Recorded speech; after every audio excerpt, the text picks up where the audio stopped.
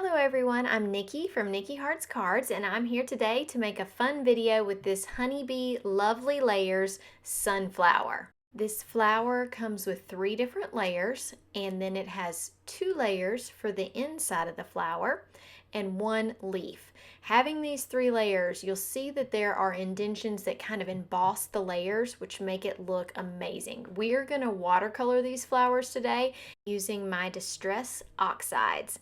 We'll also stamp the background of a colored cardstock with this barnwood stamp from Honeybee. We're going to do a slimline, so we'll use this stamp twice to get the background taken care of. For the sentiment on this card, I'm going to be using these 2 sets. The one on the right are the stamps, and the ones on the left are dies. These can be used together or they can be used separately. I love using their stamps together because I can use the little tiny words around it to help me with my sentiment. So we're going to be using the grateful sentiment, which I know this is backwards for you, so it may be hard to see, but we'll use grateful. We're not going to use its outline die, and then we're going to use the little words for you.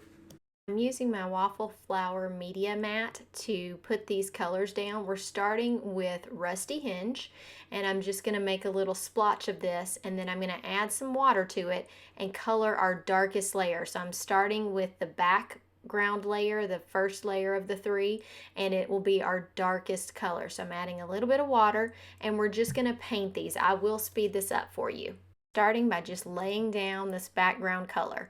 So you can change how intense your color is by how much water you're adding to this Distress Oxide. So I'm just trying to keep it pretty even. I also like to go around the outside edges of my cardstock because I'm hoping to bend these flower petals up a little bit. So I don't want you to be able to see white on that edge. So if you see me going around the outside edge, that's the reason for that. You can see Honeybee has added embossed areas to this flower, which give it some dimension. But what I'm going to do is highlight those areas by going in with my very small brush there to the right and adding a little wisp of detail. So I'm going to speed up to that point. So now I'm going to use the same color, but I'm using a much smaller brush that is barely damp, and I'm adding that color in wisp, following the shapes of these petals. So when you pick up this color, it's darker than what it is when you're putting a wash down because you don't have as much water in it. So you can use that same color and add your dimension and these little, I guess almost like veins in the petals by just using the exact same color and using a really small brush with very little water. And if you are pressed for time, you could always take your second layer and put it over this flower to see where you actually will be able to see these vein marks. I just wanted to do the whole flower because I thought it looked really cool, and I also wanted to make sure I had plenty to demonstrate to you. So I did the entire flower, but you could definitely take that other piece and see where you're going to notice this vein marks, and with it being the bottom piece, you're not going to notice it in as many places. So you could strategically put these where you want them to. On all the flowers, I just decided to go on and put them on every single layer, and I was happy with how that turned out. So here's how that looks with those little stripes down the petals. It's going to look really cool put together with other ones. And before we move on to our next layer, I want to just show you the base of the other flower. So I'm doing 2 total flowers here. So I'm going to show you these next to each other to show you that the color can be slightly different, but it's still the base layer and it looks amazing. Now let's get started with that second layer. This one's going to be Wild Honey, and this is our second, so middle layer of the flower, and I'm going to do the same process. So I will speed some of this up, tell you a few little tips, and go from there. I'm starting this layer of Wild Honey the same way. I'm just going to add the color onto the little petals. It goes a little faster each one of them that you do because they're a little bit smaller. So going to add the petals. These petals have even more embossing lines and dimension to them. As we get into the top layers, it's got more and more detail, and it's so exciting. So with this, I'm of course going to add all of that color to the edges like I did with the other one because I'm hoping to peel these little layers up a little bit, and then I'm going to start adding the detail. So in this second layer, it's more about adding the color. I also am adding some of the lines, but it's got a lot of embossed lines, so I didn't make the color drastically different, and I didn't make my lines as defined as the bottom layer. This layer, you do not see a ton of it, so I'm just trying to add that darker towards the center, lighter towards the end color, and you'll see how it looks when it all gets put together. So here's how that second layer turned out. You can definitely still see those lines. They look great. They've got a little bit more, I would say almost like volume of color at the bottom than they do at the top. And I think this looks really good when you layer it together. For our final layer, we're going to use mustard seed. I'm going to list all of these colors that we've used on the petals at the end and in the description, of course, but I'm going to list them and pop them up on the screen just so you know. For the leaves, I used Mowed Lawn and Rustic Wilderness. Mowed Lawn is going to be the base, and then Rustic Wilderness will be all of the details. So I know that we've already painted some things. I'm going to show you clips of how this is turning out at each stage, but I'm not going to go through the entire process with you. So in this shot, you can see how that mowed lawn looks laid down on this piece of paper. It's lighter than, its color over there, but you can add more color if you want your leaves brighter. I just love having this kind of light background color so that then I can add a lot of detail with the Rustic Wilderness. So I'm going to skip ahead to show you how I add the detail. So this is a similar process to the one that I was adding using that super small brush and adding some extra color to these. The leaves have so many little embossed lines in them. It's really nice, so you can kind of follow those lines and it gives you a good idea of where you need to lay down your color. So here's how these leaves are looking with all that detail. Just looks amazing. The last thing that I painted was the centers of the sunflowers, and I did this ground espresso for the middle and then the walnut stain on the outside. I know you know how to paint, so I'm going to skip along, but I'm going to show you how I added some details on the embossed lines to the top layer of this that I think just look amazing.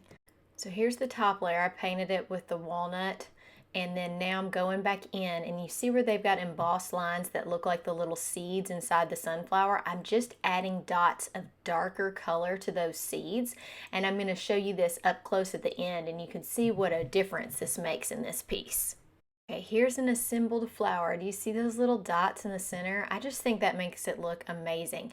So I've got my piece, and I decided I really wanted to add some sparkle. So I'm going to use the Altenew metallic watercolor pan, and I'm going to take this gold and just put it in the center of the flower. I think that that will match the other gold accents that I'm using really well. So I'm going to do that real quick. Here's how that gold looks. I think it just looks so cute. I love it. It's going to look great on the card. Next, I just want to show you, I used this background stamp on gray paper, and I just used a Versamark ink to create the background. I'm going to kind of zoom in on the background so that you're able to see what that looks like. So here you can see that subtle background of the barnwood. I used that Versamark ink on a gray paper, and now I want to create a frame. I do not have a die for this, so I decided to use slim stripes and create my own frame. We're going to use some gold metallic paper, and I'll show you how this comes together. So I've cut the gold stripes, but I also cut some scrap of the gray that I'm using, and I'm going to glue those together just to give it a little bit more dimension and also just make the stripes a little sturdier. So these are very skinny and they bend a little bit, so adding this extra to it can make them a little straighter and easier to work with. I know that's hard to see on a black mat because it's dark gray, but let's see what it looks like once you put the gold. See how much I can bend that gold paper? And that's not easy to create straight stripes unless you have some other type of backing. So that's why I'm backing these with an extra piece. So when making my frame, this mat really helps because it's got lines on it, so I can kind of adjust my card. You can see I've taped my card to where it's even on the lines, and then I can place my stripes down it. You can also use a T-ruler for this. When I'm placing my top ones, I'm going to add glue dots to do this because these do stick off the paper a little bit, so you can't really glue in the middle of the stripe. You got to glue where it attaches. So I'm using some glue dots for that, and I'll place my top stripes. So once I have my frame, it's time to cut out the sentiment. So I'm going to use that same gold paper and cut out my grateful. I love these little words from Honeybee Stamps. It just makes making a sentiment, it just looks extra special to have part of it cut out versus stamped. So I'm going to cut this out, and I'm going to add, this, like I said, this gold paper is a little delicate, so I'm going to make sure to add 3 gratefuls behind it, and I'm going to use that leftover gray paper so that you're not seeing white behind it. It really blends in. So I'm just going to use some scrap paper that I have and cut that out 3 times and put it behind the grateful. So I used that same piece of scrap gray paper and embossed "For You" to put underneath my grateful. You could emboss this directly on the paper. I just didn't want to chance bending any of the paper with the heat, or also bending my gold stripes. I mean, they are a gold foil, so I hate to get any heat close to them. So I just cut it out of matching paper and put it right below the sentiment. And now all that's left to do is to glue it together, and I will get you some good shots of this final product. I just love how much dimension these flowers give, and I love adding that extra little bit of gold to the leaves. I think this is just a great card. I would be so excited to get this in the mail. Make sure that you go through the description to find all the details of what I used in this video, and please subscribe to the ScrapbookPal channel. We've got lots of great videos and would love to see you around. Thank you. Bye.